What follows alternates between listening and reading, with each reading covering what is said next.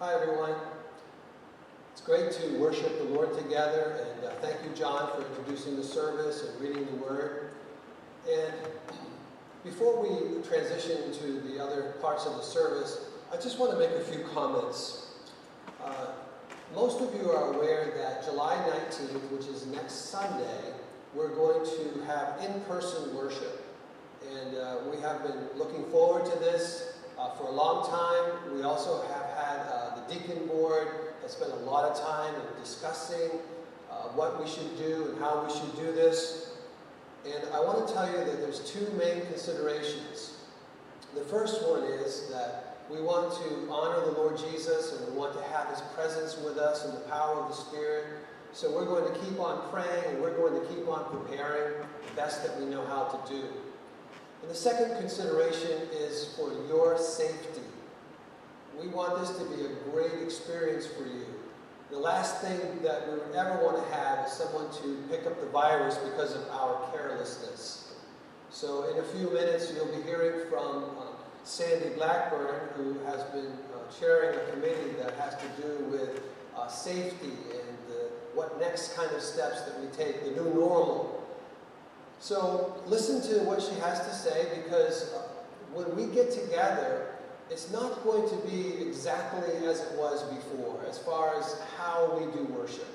We're still going to be together, we'll be in the Lord's presence, but we have some precautions that we're going to take. Again, it's the dimmer switch, we're pushing it up, and it'll seem kind of restrictive at first, but as time goes by and as the virus diminishes, Lord willing, we'll be having more and more lessening of the guidelines and the rules. We talk about ministry here at Highway and about loving each other, and I would hope that as you come back to church, that you would look at the guidelines that are set before you, not as something that, I can't worship this way, but as a way to serve the Lord and to serve His people. Even me being behind this plexiglass is an act of ministry in the sense that I'd rather be on the floor walking around, but you have to understand that with the COVID, so much of it is spread through the droplets of moisture that come from our very breath. And you can, in the wintertime, for example, you're inside and it's a cold day out there or a cold night, and you go to the window pane and you go, and obviously you see your breath manifested on the window pane. And so what we're doing is we're taking steps so that we don't have that happening where our moisture and breath are going on each other. So that's the reason why that we have this plexiglass and we have a distancing and so on. But we're doing our best to keep you safe.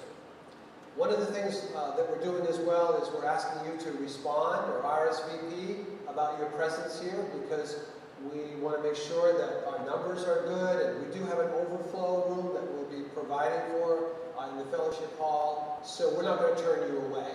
If you show up, we're not going to say, sorry, you're the last number beyond, so we won't do that. But we would like to know if you're coming or not. That helps us to prepare. All right, so with that said, I'd like to invite Sandy to come. And again, Sandy, thank you so much for all the love and the work that you've put into this and helping us to prepare. Okay? I'm going to give you a reward by giving you a remote. There you go. Thank you, Pastor. And I wanted to say that we miss everyone, and we're so grateful that we have an opportunity now to gather back together for fellowship. So we have some slides prepared. As Pastor mentioned, we'll have a limited reopening, and we ask for your reservations, and some of these things will inform you about when you first enter the church, but things will look different. Waving is the new handshake, for example, and we'll keep families together, and we'll take attendance. We do ask that everyone wear a mask. the mask should not be the type with a vent, and also those face shields that you've seen, that is not a good substitute for a mask. We do have masks available if you don't have them. And please consider how you may feel in a mask. Your ability to breathe, it will be hot, it will be humid. So consider that when you decide whether or not to attend. And ushers will guide you. We will guide you to a seat that's socially distant from another seat, and we'll ask that you kind of stay in your area. If anyone should develop the virus that we learned about, we will have to follow the contact tracing precautions, that guidelines from the City of Philadelphia. But we will keep attendance and track people who are attending. So here's how to do it. Please contact Pastor Mark right on his cell if you'd like to attend, 978-618-3714. And you can also email him here at mboucher@highway.ag. One of the main tasks that we have on our committee is to remind you of how to stay safe, even before you decide to attend. So if you are sick, please stay home. There's another slide with some more symptoms. You're welcome to still join us on YouTube. We still will post the services, and always please feel free to contact us with any questions. I think a lot of us over these past few months are familiar with many of the COVID precautions. As we know, it's an illness caused by a virus that can spread from person to person. The most important thing that you can do is cover your mouth and nose. It's spread by airborne,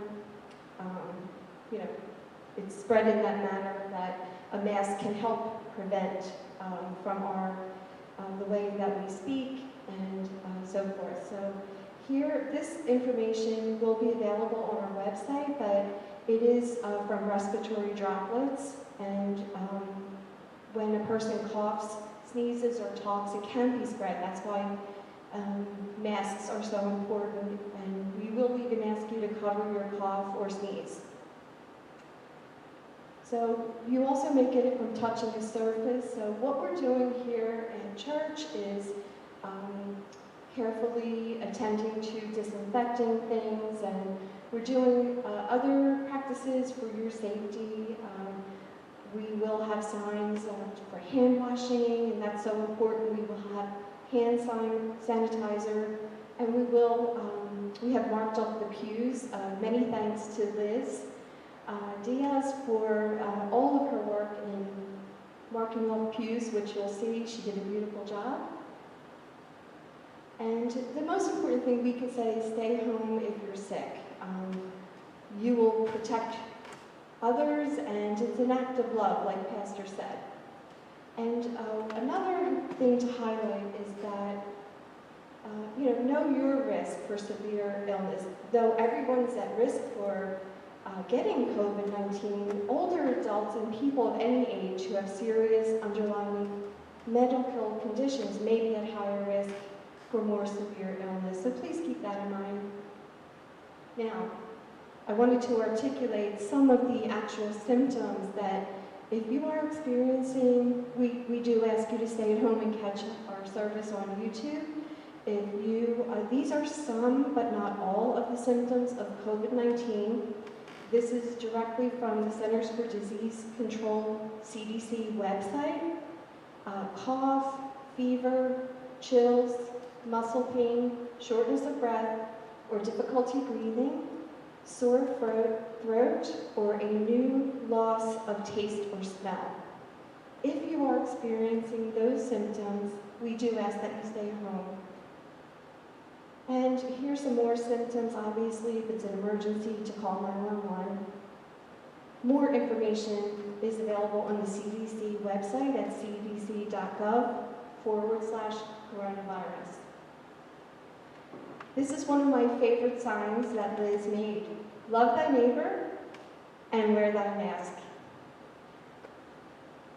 And there will be some additional guidelines We'll be here to guide you. We're welcoming you with open arms, but there are some guidelines of not gathering as we used to in the foyer, and safely designated pews. And a reminder to RSVP each week when you plan to attend services. So thank you so much, and we look forward to seeing you.